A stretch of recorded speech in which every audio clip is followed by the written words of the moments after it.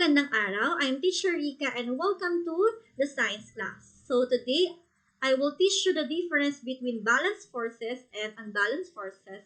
At the same time, the calculation of net force acting on objects. So let's start. Before we proceed with the lesson, let's have a short recap about the previous video.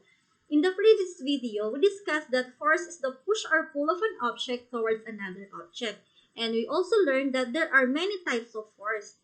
And force can make objects move, stop moving, to move faster, to slow down, and to change its position or motion.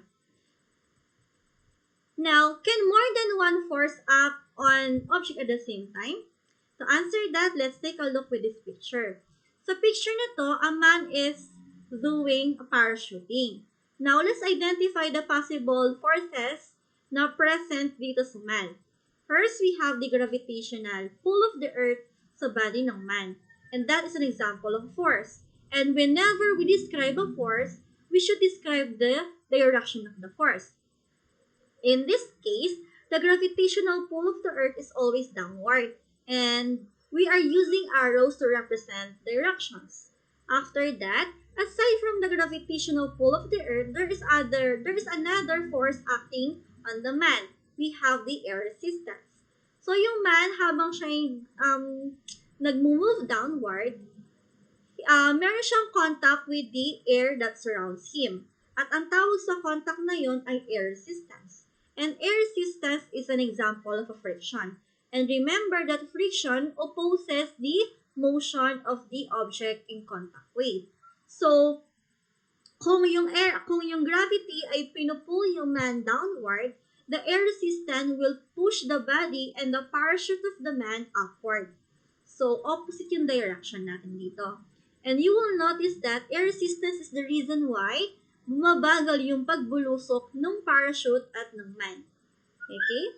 Next. A simple activity could have you could experience many types of force. For example, a simple riding your bicycle, you could experience different types of force. Dito, for example, applied force. The direction of the applied force is forward.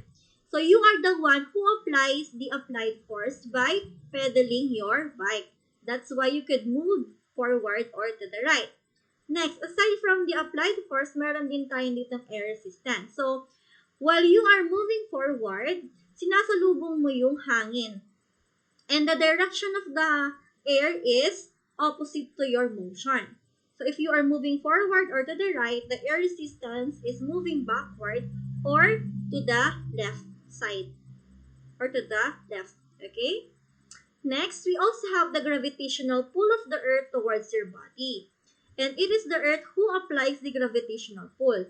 And the direction of the gravitational pull is downward. Aside from that, another force that is present in this picture is frictional force. Which object will apply the frictional force? It is the surface or the ground. The ground will have a contact with the wheels of your bicycle. Ang tendency nito, if you are moving forward, the ground or the surface will also oppose your motion. Ang tendency, i-oppose niya yung direction ng iyong motion. If you are moving forward, the direction of the friction will be to the left. Okay? Next, we also have our normal force. And normal force is very important. If you will notice, the normal force is upward. And the object that applies the normal force is the surface or the ground then. Normal force is also called as the support force. Without the normal force, anong tendency na mangyayari sa'yo? Imagine kung yung floor o yung surface ay hindi kanya ipupush forward or hindi niya isosupport yung weight mo. Ang mangyayari nun, the gravity will pull you down toward the center of the earth. The gravitational pull of the earth will pull you to the center without the help of the normal force. So because of the normal force existing on the nature, objects could be stable. Next, let's try to answer this one. The boy is pushing the box. Let's identify all possible forces acting on the box. So we could have the applied force. The applied force is applied by the boy towards the box. Okay? Aside from the applied force, we also have the normal force. Yung normal force naman ay na-experience din ng box. And the normal force is exerted by the floor onto the box. And the direction is upward. Aside from normal force, meron din tayong gravitational pull of the earth. Of course, hindi mawawala yung gravitational pull of the earth. And the direction of the gravitational pull is always downward. Aside from that, you are pushing a box. So, tendency magkakaroon ng frictional force between the box and the surface. And specifically, ang tawag sa frictional force na to ay sliding friction. It is the floor or the surface of the box who will apply a frictional force towards the surface ng box. Again, the floor will apply a frictional force towards the surface of this box. Pipigilan niya yung motion ng box. That is a frictional force. Next, we also have air resistance. So, possible din na merong air resistance dito. While you are pushing the box forward, you are surrounded by air in this area. So, you can experience an air resistance. Also, yung box makaka-experience ng air resistance. And the direction of the air resistance is opposite to the motion of the box. So, in total, we have here the different forces acting on the box. We have the applied force, normal force, gravitational pull of the earth or gravitational force, frictional force, specifically sliding friction, at meron din tayong air resistance. Okay? Now, let's talk about net force. Net force is just the total number of the forces acting on the objects. Or simply, it is the total sum of all forces acting on the object. And when we talk about net force, we have what we call the balanced forces and the unbalanced forces. Ano nga ba yung balanced forces? Kapag sinabi nating balanced forces, it happens when the net force on an object equals 0. Kapag 0 ang ating net force, sabihin lamang nun, the object has or have balanced forces. And if the objects have balanced forces, this means that they will not produce a change in position or walang motion na mangyayari dito.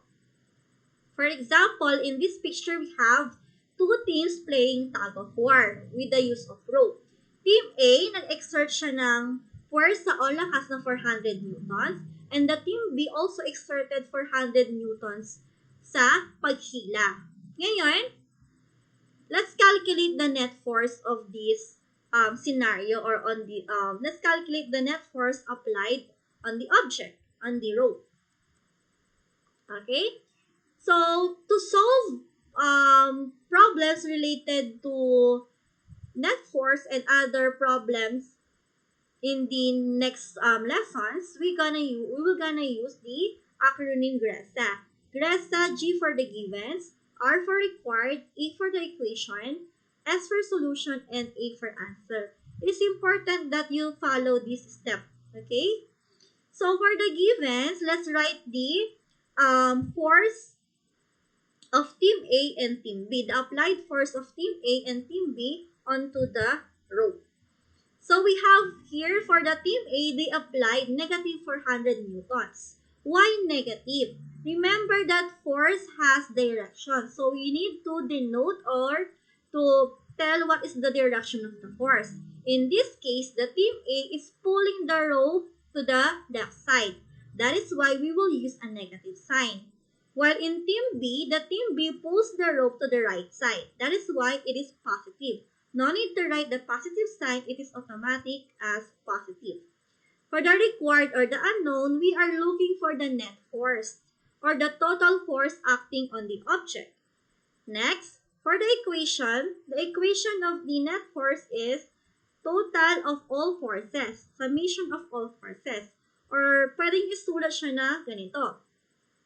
So, net force is equal to the force applied by Team A plus the force applied by Team B.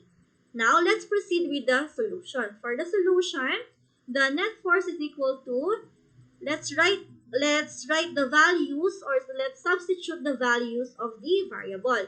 So for the Team A, we have negative 400 newtons plus positive 400 newtons for Team B. It is important that you include the negative signs in the solution or solving. Now, let's proceed with the answer. Negative 400 newtons plus negative 400 newtons plus positive 400 newtons, the answer is 0. So from then, if you have a 0 net force, we could tell that the object experience or has balanced forces because the net force is 0. And if the net force is 0 and if it is a balanced forces, if balanced forces yung nag-e-exist dun sa object, we could say that there is no motion or there will be no change in position. So, ang possibility dito, walang mananalo sa kanila because parehas lang yung kanilang binibigay na pwersa. Okay? Next, what about unbalanced forces? In terms of the unbalanced forces, it happens when the net force of an object is not 0. At kapag naging unbalanced forces yung present dun sa object, pwede siya mag-produce ng change in position or ng motion. For example, going back with the game of tug of war between Team A and Team B, what if the Team A exerts a 400 newton and the Team B exerts 300 newtons? Let's calculate the net force. Following the same procedure or the same steps, write the givens. We have here the negative 400 newtons for Team A, and for Team B, we have 300 newtons. So we are looking for the net force. We have the equation. And now let's substitute the values from the variable. Negative 400 newtons plus 300 newtons, we have negative 100. So your answer could be negative 100. It is important to include the negative sign. Kasi yung negative sign na yan ay merong meaning. Ang meaning ng negative sign na to is to the left yung kanyang direction. Or you could also write as your answer 100 newtons to the left. Now, the question is, did the rope move? If yes, in what direction? Of course, nagkaroon ng motion dito because our net force is not 0. Whenever our net force is not 0, we could tell that the object has unbalanced forces. At kapag unbalanced forces ang meron sa object, nagkakaroon ng change in position or motion. Now, kung nagkaroon dito ng change in position, in what direction yung magiging motion ng rope? Of course, we have a negative sign here. It means that the direction of the force is to the left. Especially, the group A exerted 400 newtons while the group B exerted 300 newtons. So, mas malakas yung binigay ng pwersa ng Team A compared to the Team B. Therefore, ang mananalo ay yung Team A. And the motion will be to the left. Okay? Another example is here. We have a book placed on top of the table. Questions, what are the forces acting on the book? What is the net force? And are the forces acting on the book balanced? Let's try to answer. So we have here normal force exerted by the table onto the book. And we also have the gravitational force because of the weight of the book. Okay? So, yun yung dalawang forces na present sa ating example. Now, let's calculate the net force. Let's write the givens. So, we have negative 3 newtons for the force of the gravitational force. And we also have the 3 newtons of the normal force. We are looking for the net force. And then, let's write the equation. After that, let's write the value or substitute the values of the variable. We have negative 3 newtons plus 3 newtons, we have 0. So, the net force here is 0. Are the forces acting on the book balanced? The answer is yes, because the net force is 0. Okay? Last example, You're pushing a cabinet across the room with a force of 15 Newton and your friend is pulling with a force of 10 Newton. So sa ating example, ikaw at yung friend mo, both of you are carrying the cabinet and you are pushing the cabinet across the room. Ngayon, kung ikaw ay nag-apply ng 15 newtons at yung kaibigan mo ay nag-apply ng 10 newtons, what is your net force? And here are the following other questions. For letter A, what are the forces acting on the cabinet? What is the net force? Are the forces acting on the cabinet balanced? And what is the direction of the motion of the cabinet, if ever? Sa ating example, we could tell that we have the applied force acting on the cabinet, applied by both you and your friend. Okay? And the direction of the force must be to the right because you are pushing the cabinet across the room. Pwedeng to the right. Okay? Next, what is the net force? So following our step-by-step process in calculating the net force, let's write the givens. We have the applied force of the first person o yung in-apply mong force ay 15 newtons. So 15 newtons siya, it is positive because your direction is to the right based from the diagram. And your friend is also helping you in pushing the cabinet by carrying it also. And he applies 10 newtons. So positive din ang ating direction based from our picture. Next, we are looking for the net force. For the equation, same equation lang tayo. So we have the applied force of the first person plus the applied force of the second person. And then let's let's substitute the values of the variable. So 10 newtons plus 15 newtons plus 10 newtons, the answer is 25 newtons. So the net force is 25 newtons. So for letter C, are the forces acting on the cabinet balanced? The answer is no, because the answer is not unbalanced kasi hindi zero yung ating net force. If the answer is not zero, automatic the answer is unbalanced. What about for letter D? What direction is the cabinet moving? Of course, ang direction niya ay to the right or forward. Okay? I hope it is clear, especially the calculation of the net force. And in summary, balanced forces have zero net force, while unbalanced force, the net force is not zero. Also, only unbalanced force can change the motion of an object. And unbalanced force can act in the same direction of the motion of an object. And also, unbalanced force can act in the opposite direction of an object. And you can try this at home. You can illustrate and solve the following net force problem. And it is better to use our step-by-step process in answering this problem regarding the net force. I hope you learned in today's lesson. And here are the following references that I used. So remember, science is fun. And I hope you like this video.